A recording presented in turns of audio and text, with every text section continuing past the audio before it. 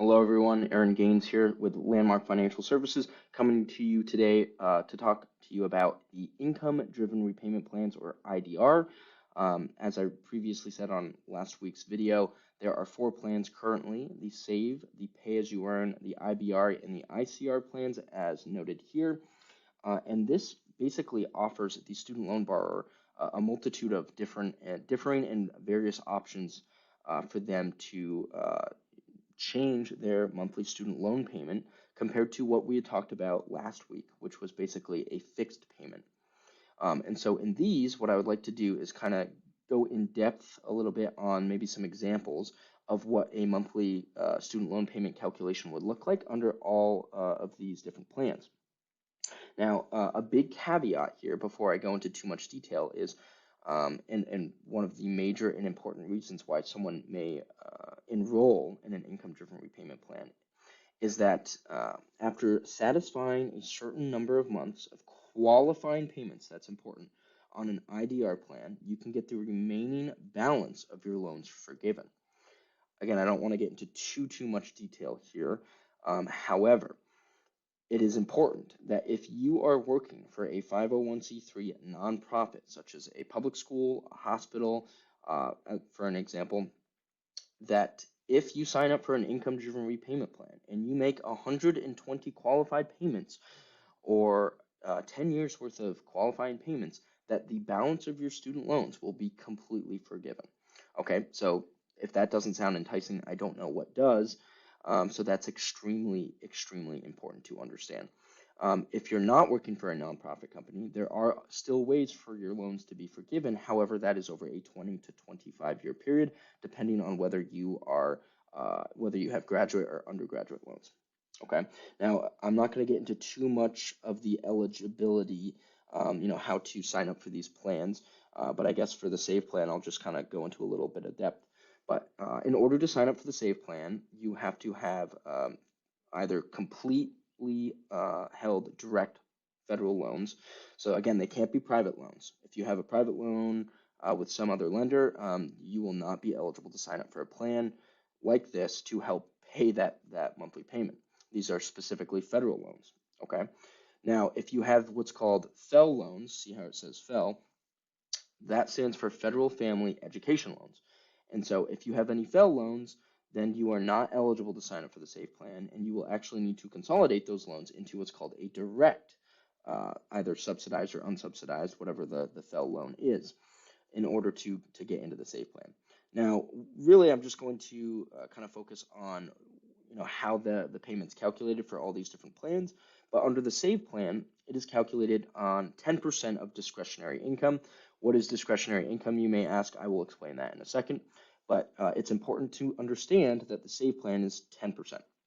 For the Pay As You Earn, or the PAYE plan, again, not really going to get into the eligibility requirements here just to save time, but it's important for you to know that 10% of discretionary income, however, never more than what you would pay under the 10-year standard repayment plan.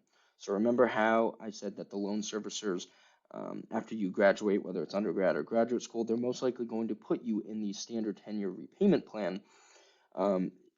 If your income grows, this payment can never be over the 10-year standard repayment plan. So that's also enticing. That's important to understand. The IBR, income-based repayment plan, is either 10 or 15%. Again, we'll get into this in a little bit. But basically, there's what's called the old income-based repayment plan and the new income-based repayment plan. For the new income-based repayment plan, it's 10%. On the old, it's 15%. And lastly, the ICR plan, or the income contingent repayment plan, is 20% of your discretionary income. However, the most important thing to understand about ICR plans is that it allows people who have Parent Plus loans to sign up for an income-driven repayment plan. Okay. Now, I would like to open up my Excel spreadsheet here and show you a quick example of what some of these calculations may look like when calculating an ICR, old income-based repayment, new income-based repayment, Pay As You Earn, and SAVE. So in this example, I am the student. I graduated or attended Hogwarts University. I have direct Stafford unsubsidized loans. This is my current total balance. This is all the interest that's accrued. This is what was originally granted. I'm in repayment, and these are the interest rates for each of these different loans. Let's say I'm roughly making $50,000. Let's keep it simple. And yes, I am eligible for a 401k or a 403b. However, I'm not making any contributions. Why is this important? Well, as you may know, if you make any pre-tax or 401k, 403b contributions, that can actually technically lower your gross income, which will technically lower your monthly payment towards your student loan payment. So that's very important to know. In this example, I'm just going to keep it simple. And then for the human health poverty guideline, again, you may be asking, why is that important? Well, as of yesterday, the 2024 HHS poverty guideline is $15,060.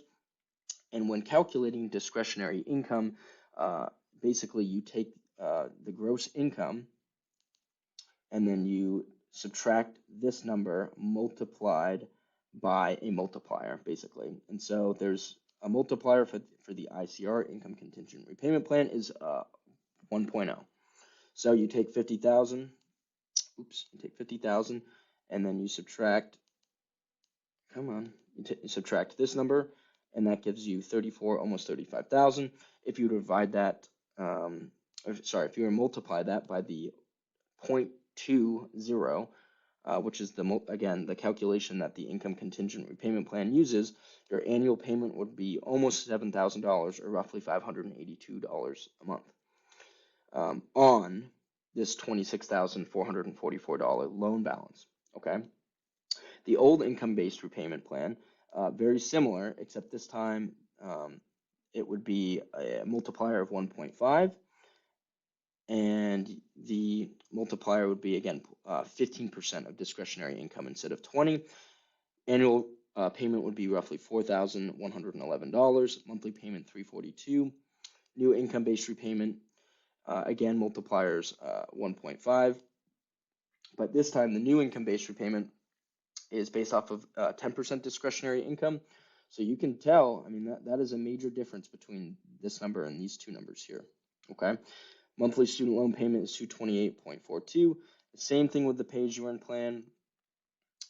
Calculation would be human health poverty multiplied by a multiplier of 1.5, and then you multiply that by the 10% discretionary income, gives you that same 228 number for monthly payment. And then lastly, the saving on a valuable education or save plan. This time it's going to be 50,000. Now the multiplier for this is 2.25, which lowers the discretionary income drastically to 16,000. And again, that is 10% of discretionary income. And that basically makes your monthly payment $134.29. So under all of these different options, if you signed up for the ICR plan, you would be paying $582 compared to the Save plan, $134. So as you can see, there are a lot of options here, and these aren't even including any of the fixed options, but it can really give you an idea of really just all of the options that a student loan borrower has that they can utilize, with regards to paying their monthly student loan payments. And again, in this example, I'm working as a school teacher at a nonprofit. So as long as I make 10 years or 120 qualified payments, monthly payments, the balance of my loan at the end of 10 years will be completely forgiven. So again, I think now that we're really starting to get into the interesting topics of student loans, I think you guys are really going to start to understand the power of these options, specifically towards federal student loans. So for next week, we are going to actually talk about public service loan forgiveness, or PSLF, a little bit more in detail, and we'll maybe even do an example similar to this Excel workbook, and we'll go from there. Thank you guys so much, and we'll talk next week.